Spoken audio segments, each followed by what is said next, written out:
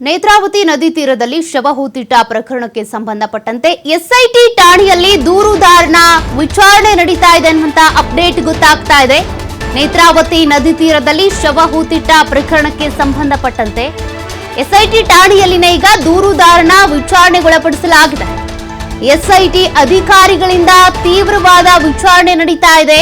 ಕಳೆದ 2.5 ಗಂಟೆಗಳಿಂದ ನಡೀತಿರುವ ವಿಚಾರಣೆ ಇದು.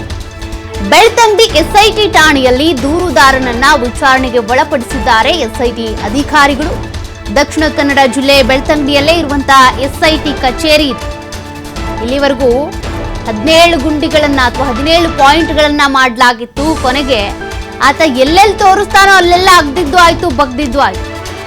ಪ್ರಕರಣಕ್ಕೆ ಸಂಬಂಧಪಟ್ಟಂತೆ ಪ್ರಕರಣಕ್ಕೆ ಪುಷ್ಟಿ ನೀಡುವ ನಿಟ್ಟಿನಲ್ಲಿ ಏನೂ ಸಿಗ್ಲಿಲ್ಲ. ಪಾಯಿಂಟ್ ನಂಬರ್ 6 ಹೊರತುಪಡಿಸಿ.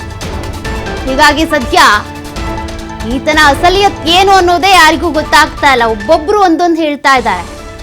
ಆತನ ಮಾಜಿ ಪತ್ನಿ ಒಂದ್ ಹೇಳಿಕೆ ಕೊಡ್ತಾಳೆ, ಇನ್ ಕೆಲವರು ಆತನ ಬಗ್ಗೆ ಗೊತ್ತಿರೋರು ಒಂದ್ ರೀತಿ ಹೇಳ್ತಾರೆ, ಗೊತ್ತಿಲ್ಲದೆ ಇದ್ದವರು ಕೂಡ ಆರೋಪ ಮಾಡ್ತಿದ್ದಾರೆ. ಕೆಲವರು ನಮ್ಮನ್ನು ವಿಚಾರಣೆಗೆ ಒಳಪಡಿಸಿ ನಾವು ಕೂಡ ತಲೆಬುರುಡೆ ಶೋಧ ಮಾಡೋ ಕಾರ್ಯದಲ್ಲಿ ಬರ್ತೀವಿ ಅಂತೆಲ್ಲ ಹೇಳ್ತಾ ಇದ್ರು. ಬಟ್ ಈ ಕೇಸ್ ದಿಕ್ಕು ತಪ್ಪಬಾರದು ಅನ್ನುವಂತ ನಿಟ್ಟಿನಲ್ಲಿ ಈಗ ಇದಕ್ಕೆ ಸಂಬಂಧಪಟ್ಟಂತೆ ಸದನದಲ್ಲೂ ಕೂಡ ಚರ್ಚೆ ಆಯಿತು, ಪ್ರಸ್ತಾಪ ಆಯಿತು. ಇಲ್ಲಿವರೆಗಿನ ತನಿಖೆ ಅಥವಾ ಈ ಒಂದು ಶೋಧ ಕಾರ್ಯಕ್ಕೆ ಸಂಬಂಧಪಟ್ಟಂತೆ ಇಂಚಿಂಚು ಮಾಹಿತಿಯನ್ನ ಗೃಹ ಸಚಿವ ಪರಮೇಶ್ವರ್ ಅವರು ಸದನದಲ್ಲಿ ಕೊಟ್ಟಿದ್ರು. ಬಟ್ ಮುಂದೇನು, ಈಗೇನೋ ಆ ಪಾಯಿಂಟ್ಗಳನ್ನ ಗುರುತಿಸಿದ್ದಾಗಿತ್ತು, ತದನಂತರ ಗುಂಡಿ ಆಗದಾಯ್ತು. 6ನೇ ಪಾಯಿಂಟ್ ಅಲ್ಲಿ ಒಂದಷ್ಟು ಮೂಳೆಗಳು ಸಿಕ್ಕಿವೆ, ಆ ಬಂಗ್ಲೋ ಗುಡ್ಡದಲ್ಲೂ ಸಿಕ್ಕಿದ್ವು. ತದನಂತರ ಈಗೇನು ನೆಕ್ಸ್ಟ್ ಏನ್ ಮಾಡಬೇಕು? ಹಾಗಾದ್ರೆ ಒಂದು FSL ರಿಪೋರ್ಟ್ಗಳಿಗಾಗಿ ಕಾಯಬೇಕಾಗುತ್ತೆ. ಆ ರಿಪೋರ್ಟ್ ಅಲ್ಲಿ ಏನ್ ಬರುತ್ತೆ ಅಂತ. ಅದರಲ್ಲೂ ಆ ಮಣ್ಣನ್ನ ಪರೀಕ್ಷೆಗೆ ಒಳಪಡಿಸಬೇಕು ಅಂತ ಕೊಟ್ಟು ಕಳಿಸಿದಾರಲ್ಲ, ಮಣ್ಣಲ್ಲಿ ಆ ಒಂದು ಮಣ್ಣಲ್ಲಿ ಲ್ಯಾಟ್ರೇಟ್ ಮಣ್ಣೇನಿದೆ ಅಲ್ಲಿ ಏನೇ ಇದ್ರೂ ಕೂಡ ಕರಗಿ ಹೋಗುತ್ತೆ. ಹಾಗಾಗಿ ಕರಗಿ ಹೋಗಿರೋ ಸಾಧ್ಯತೆ ಇದೆ ಅಂತ ಸಾಯಿಲ್ ಟೆಸ್ಟಿಗೆ ಕೂಡ ಕಳಿಸಿದ್ದಾರೆ. ಅದರ ರಿಪೋರ್ಟ್ ಕೂಡ ಬರಬೇಕಾಗುತ್ತೆ. ಈಗ ಮತ್ತೊಂದು ಕಡೆ ಈತನ ಸ್ಟ್ಯಾಂಡ್ ಏನು, ನಿಲುವೇನು ಅನ್ನೋದು ಗೊತ್ತಾಗ್ಬೇಕಲ್ವಾ. ದೂರುದಾರ ನಿಜ ಹೇಳ್ತಿದ್ದಾನ, ಸುಳ್ಳು ಹೇಳ್ತಿದ್ದಾನ? ಇಲ್ಲಿವರೆಗೂ ಕೂಡ ಆತನ ಕೊಟ್ಟಿರುವಂತಹ ಹೇಳಿಕೆಗಳನ್ನ ಆಧಾರವಾಗಿ ಇಟ್ಕೊಂಡು ಆತ ತೋರಿಸಿದಂಥ ಪಾಯಿಂಟ್ಗಳಲ್ಲಿ ಅಗ್ದಿದ್ದಾಯ್ತು. ಈಗೇನಪ್ಪ ನಿನ್ ಕತೆ? ಇಷ್ಟೆಲ್ಲ ಆದ್ರೂ ಏನೂ ಸಿಗ್ಲಿಲ್ಲ. ನಿಜ ಹೇಳ್ತಾ ಇದ್ದಾನೋ, ಸುಳ್ಳು ಹೇಳ್ತಾ ಇದ್ದಾನೋ, ಅಥವಾ ಬ್ರೈನ್ ಮ್ಯಾಪಿಂಗ್ ಮಾಡಬೇಕಾ? ಅದೆಲ್ಲದಕ್ಕೂ ಸಂಬಂಧಪಟ್ಟಂತೆ ಸದ್ಯ ಅಧಿಕಾರಿಗಳು, SIT ಅಧಿಕಾರಿಗಳು ಇದನ್ನ ಬೆಳ್ತಂಗಡಿ SIT ಕಚೇರಿಯಲ್ಲಿನೇ ವಿಚಾರಣೆಗೆ ಒಳಪಡಿಸಿದ್ದಾರೆ. ಇವತ್ತು ಆತ ಏನೇನ್ ಸ್ಟೇಟ್ಮೆಂಟ್ ಕೊಡಬಹುದು, ಏನ್ ಹೇಳ್ತಾನೆ, ಅದನ್ನ ನಾವು ಗಮನಿಸಬೇಕಾಗುತ್ತೆ. ಆ ನಿಟ್ಟಿನಲ್ಲಿ ನಡೀತಾ ಇರುವಂತ ತನಿಖೆ. ಅನೇಕರು ಹೇಳ್ತಾ ಇದ್ರು 50 ಲಕ್ಷಕ್ಕೂ ಹೆಚ್ಚು ಹಣವನ್ನ ಖರ್ಚು ಮಾಡಿ ಇದೊಂದು ಪ್ರಕರಣವನ್ನ ತನಿಖೆ ಮಾಡ್ತಾ ಇದ್ದೀರಾ, ಆದ್ರೆ ಏನ್ ಸಿಕ್ತು ಅಂತ. ದುಡ್ಡು ಖರ್ಚಾಗುತ್ತೆ ಅನ್ನುವಂತ ಕಾರಣಕ್ಕೆ ಪ್ರಕರಣವನ್ನ ಇಗ್ನೋರ್ ಮಾಡುವಂತೇನೂ ಇಲ್ಲ. ಮತ್ತಷ್ಟು ಡೀಟೇಲ್ಸ್ ಕೊಡ್ತಾರೆ ಪ್ರತಿನಿಧಿ ಆದಿತ್ಯ.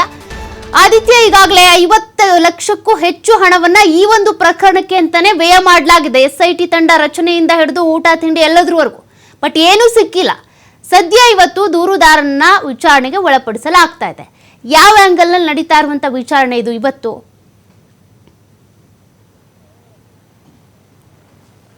ಸೌಖ್ಯ, ಹೌದು. ಈಗಾಗಲೇ SIT ತನಿಖೆಗೆ ಸಂಬಂಧಪಟ್ಟ ಹಾಗೆ 17 ಪಾಯಿಂಟ್ಗಳಲ್ಲಿ ಅವರು ಉತ್ಖನನ ಮಾಡಿದ್ದಾರೆ. ಆ ಪೈಕಿ 6ನೇ ಪಾಯಿಂಟ್ನಲ್ಲಿ ಅಸ್ಥಿಪಂಜರ ಸಿಕ್ಕಿದೆ. ಇದಾದ ಬಳಿಕ 11ನೇ ಪಾಯಿಂಟ್ ಸಮೀಪದಲ್ಲಿ ಅನುಮಾನಾಸ್ಪದವಾಗಿ ಒಂದು ಅಸ್ಥಿಪಂಜರ ಸಿಕ್ಕಿರೋದು. ಸದ್ಯ SIT ಅಧಿಕಾರಿಗಳು ಇದನ್ನು ಬಹಳ ಗಂಭೀರವಾಗಿ ಪರಿಗಣಿಸಿದ್ದಾರೆ.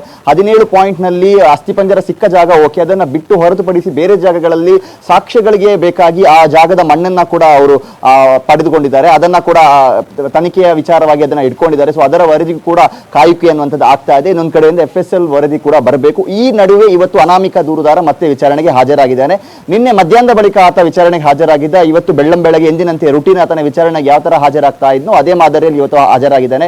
ಸೊ ಇಲ್ಲಿ ಬಂದಿರುವಂತಹ ಮಾಹಿತಿಯ ಪ್ರಕಾರ SIT ಅಧಿಕಾರಿಗಳು ಮುಂದಿನ ತನಿಖೆಗೆ ಬೇಕಾಗಿ, ಅಂದ್ರೆ ಇದರ ಅರ್ಥ ಉತ್ಖನನಕ್ಕೆ ಸಂಬಂಧಪಟ್ಟ ಹಾಗೆ ನಿರ್ಧಾರವನ್ನ ಕೈಗೊಳ್ಳುವಂತಹ ರೀತಿಯಲ್ಲಿ ಅನಾಮಿಕ ದೂರುದಾರನನ್ನ ಬಹಳ ತೀವ್ರವಾಗಿ ವಿಚಾರಣೆಗೆ ಒಳಪಡಿಸ್ತಾ ಇದ್ದಾರೆ ಅನ್ನುವಂತಹ ಮಾಹಿತಿ ಇದೆ. ಈಗಾಗಲೇ ಆತ ಏನ್ ಹೇಳಿದಾನೆ ಅಂದ್ರೆ 30 ಜಾಗಗಳನ್ನ ನಾನು ತೋರಿಸ್ತೀನಿ ಅನ್ನುವಂತಹ ರೀತಿಯಲ್ಲಿ ಆತ ಹಿಂದೆ ಪಟ್ಟು ಹಿಡಿದಿದ್ದ. ಈ ಪೈಕಿ 17 ಜಾಗಗಳನ್ನ ತೋರಿಸಿದ್ದಾನೆ.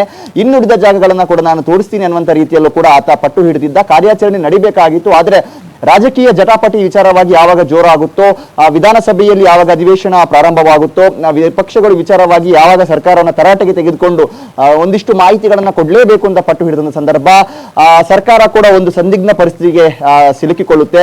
ತನಿಖಾ ಹಂತದಲ್ಲಿರುವಂತಹ ಪ್ರಕರಣದ ಬಗ್ಗೆ ಹೆಚ್ಚಿನ ಮಾಹಿತಿಯನ್ನು ಕೊಡೋದಕ್ಕೂ ಕೂಡ ಸಾಧ್ಯ ಇಲ್ಲ. ಆದರೆ ವಿಪಕ್ಷಗಳು ಮಾಟ ಪಟ್ಟು ಬಿಡ್ತಾ ಇರಲಿಲ್ಲ. ಹಾಗಾಗಿ ಸರ್ಕಾರ ಕೂಡ SIT ಅಧಿಕಾರಿಗಳಿಗೆ ಯಾವುದೇ ರೀತಿ ಈಗ ಯಾವುದೇ ಕಾರ್ಯಾಚರಣೆಯನ್ನ ಮಾಡಬೇಡಿ ಅನ್ನುವಂಥ ರೀತಿಯ ಸೂಚನೆಯನ್ನ ನೀಡಿತ್ತು. ಸಂಬಂಧಪಟ್ಟ ದಾಖಲೆಗಳನ್ನ ಸಂಗ್ರಹ ಮಾಡಿ ಮುಂದೆ ಯಾವುದೇ ತನಿಖೆಯನ್ನ ಮಾಡಬೇಕಾದರೂ ಸರಿಯಾದ ಸಾಕ್ಷ್ಯಗಳು ಮತ್ತು ಬಲವಾದ ಮಾಹಿತಿಯ ಮೇರೆಗೆ ಮಾಡಿ, ಹಾಗಾಗಿ ಆತ ಒಂದು ಸೂಚನೆಯನ್ನ ನೀಡಿದ ಕಾರಣದಿಂದಾಗಿ ಅಧಿಕಾರಿಗಳು ಈಗ ಏನೆಲ್ಲ ಉತ್ಖನನ ಮಾಡಿದಾರೋ ಅದಕ್ಕೆ ಸಂಬಂಧಪಟ್ಟ ಹಾಗೆ ದಾಖಲೆಗಳನ್ನ ಕಲೆ ಹಾಕ್ತಾ ಇದ್ದಾರೆ. 1995ರಿಂದ 2014ರವರೆಗೂ ಕೂಡ ಯಾರು ಧರ್ಮಸ್ಥಳ ಗ್ರಾಮದಲ್ಲಿ ಈ ತರ ಪೋಸ್ಟ್ ಮಾರ್ಟಮ್ ಮಾಡಿದಾರೋ ಆನ್ ಸ್ಪಾಟ್ ಪೋಸ್ಟ್ ಮಾರ್ಟಮ್ ಮಾಡಿದೀವಿ ಅನ್ನುವಂಥ ಮಾಹಿತಿಯನ್ನ ಕೊಟ್ಟಿದ್ರು. ಅಂತ ವೈದ್ಯರನ್ನ ಕೂಡ ವಿಚಾರಣೆ ಮಾಡಿದ್ದಾರೆ ಮತ್ತು ಅವರಲ್ಲಿರುವಂತಹ ದಾಖಲೆಗಳನ್ನ ಕೂಡ ಸಂಗ್ರಹ ಮಾಡ್ತಾ ಇದ್ದಾರೆ.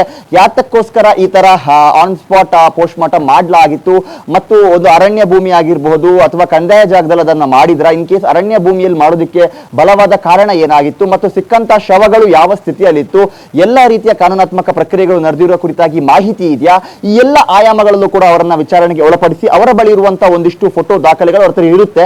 ಈ ಹಿಂದೆ ಕೂಡ ಅದಕ್ಕೆ ಅವರು ಮನವಿ ಮಾಡಿದ್ರು. ಪೂರಕವಾಗಿ ಈಗಲೂ ಕೂಡ ಅವರಿಂದ ಪಡೆದುಕೊಳ್ಳುವಂತಹ ಪ್ರಕ್ರಿಯೆಗಳು ನಡೀತಾ ಇದೆ. ಮತ್ತು ಅನಾಮಿಕ ಈಗಾಗಲೇ ಅಂದ್ರೆ ಈಗ ಒಂದು ಹಂತದ ತನಿಖೆ ಆಗಿದೆ. ಈಗ ಉತ್ಖನನ ಮಾಡಿದಂತ ಜಾಗದಲ್ಲಿ ಮುಂದಿನ ತನಿಖೆಗೆ ಪೂರಕವಾಗಿ ಏನ್ ತನಿಖೆ ಮಾಡ್ತಾರೋ ಅದಕ್ಕೆ ಪೂರಕವಾಗಿ ಆತನ ಹೇಳಿಕೆಗಳನ್ನ ವಿಡಿಯೋ ದಾಖಲೀಕರಣ ಮಾಡಲಾಗ್ತಾ ಇದೆ. ಸರ್ಕಾರದ ಮುಂದೆ SIT ಕೂಡ ಬಹಳ ಬಲವಾಗಿ ಮುಂದೆ ವಿಚಾರವನ್ನ ಮಂಡಿಸಬೇಕಾಗುತ್ತೆ. ನಾವು ಉತ್ಖನನ ಮಾಡ್ತಾ ಇದೀವಿ ಅನ್ನುವಂತ ವಿಚಾರವನ್ನ ಇಟ್ಟಂತ ಸಂದರ್ಭ ಯಾತಕ್ಕೋಸ್ಕರ ಮಾಡ್ತಾ ಇದೀವಿ, ನಮ್ಮ ಹತ್ರ ಇರುವಂತಹ ಸುಳಿವುಗಳು ಏನು, ಅನಾಮಿಕನ ಹೇಳಿಕೆಯ ಕ್ಲಾರಿಟಿ ಎಷ್ಟರ ಮಟ್ಟಿಗೆ ಇದೆ, ಆತ ಏನೆಲ್ಲ ಹೇಳ್ತಾ ಇದ್ದಾನೋ ಅದು ಎಷ್ಟರ ಮಟ್ಟಿಗೆ ನಿಜವಾಗಿದೆ, ಅದು ಸತ್ಯವಾಗಿದೆ, ಈ ವಿಚಾರವನ್ನ ಸರ್ಕಾರದ ಮುಂದೆ ಮಂಡಿಸಬೇಕು ಅಂತ ಹೇಳಿದಂತ ಸಂದರ್ಭ ಬಲವಾದ ಸಾಕ್ಷ್ಯಗಳು ಬೇಕಾಗುತ್ತೆ. ಹಾಗಾಗಿ ಆತನ ವಿಡಿಯೋ ದಾಖಲೀಕರಣ ಸೇರಿದಂತೆ ಧರ್ಮಸ್ಥಳ ಗ್ರಾಮ ಪಂಚಾಯತ್ ನಲ್ಲಿ ಸಿಗುವಂತಹ ದಾಖಲೆಗಳು, ಪೋಸ್ಟ್ ಮಾರ್ಟಮ್ ರಿಪೋರ್ಟ್ಗಳು, UDR ಮಾಹಿತಿಗಳು ಎಲ್ಲವನ್ನ ಕ್ರೋಢೀಕರಿಸಿ ಒಂದು ಕ್ಲಾರಿಟಿಗೆ ಬಂದು ಪ್ರಣವ್ ಮೋಹಂತಿ ಅವರ ನಿನ್ನೆ ಇಲ್ಲಿ SIT ಕಚೇರಿಯಲ್ಲಿ ಅಧಿಕಾರಿಗಳ ಜೊತೆಗೆ ಸಮಾಲೋಚನೆ ಮಾಡಿದ್ದಾರೆ. ಮತ್ತು ಈಗ ಸಿಕ್ಕಿರುವಂತಹ ಅಸ್ಥಿ ಪಂಜರ ಬೇರೆ, ಸಿಗದಿರುವಂತಹ ಜಾಗದಲ್ಲಿ ಮಣ್ಣು ಮುಚ್ಚಿದ್ದಾರೆ ಬಿಟ್ರೆ ಆ ಸಮಾಧಿಯ ಚಾಪ್ಟರ್ ಕ್ಲೋಸ್ ಆಗಿಲ್ಲ. ಅಲ್ಲಿ ಯಾಕೆ ಸಿಗ್ಲಿಲ್ಲ ಅನ್ನುವಂಥದ್ದು ಕೂಡ ಈಗ SIT ಅಧಿಕಾರಿಗಳ ಅನುಮಾನ ಕಾರಣವಾಗಿದೆ. ಮೊಹಂತಿ ಅವರು ಕೂಡ ಇದೇ ವಿಚಾರವಾಗಿ ಈಗ ತನಿಖೆಯನ್ನ ಮಾಡ್ತಾ ಇದ್ದಾರೆ. ಯಾಕಂದ್ರೆ ಈಗ ಒಂದು ಚರ್ಚೆ ಮುನ್ನೆಲೆಗೆ ಬರ್ತಾ ಇದೆ. ಲ್ಯಾಟ್ರೈಟ್ ಮಣ್ಣಿನಲ್ಲಿ ಮೂಳೆಗಳು ಕರಗುತ್ತೆ ಅನ್ನುವಂಥ ಚರ್ಚೆ ಅಥವಾ ಒಂದು ವಿಚಾರವನ್ನ ಮಂಡಿಸ್ತಾ ಇದ್ದಾರೆ. ಇದು ನಿಜಾನ, ಈ ತರ ಆಗುತ್ತಾ ಇಲ್ಲಿ? ಇನ್ ಕೇಸ್ ಆಗಿದ್ರೆ ಪಾಯಿಂಟ್ ನಂಬರ್ 6ರಲ್ಲಿ ಯಾವ ತರ ಮೂಳೆ ಸಿಕ್ತು, ಬೇರೆ ಜಾಗದಲ್ಲಿ ಆತ ಹೂತಿದ್ದೇನೆ ಅಂತ ಹೇಳಿದ್ರು ಕೂಡ ಯಾಕೆ ಸಿಗ್ತಾ ಇಲ್ಲ?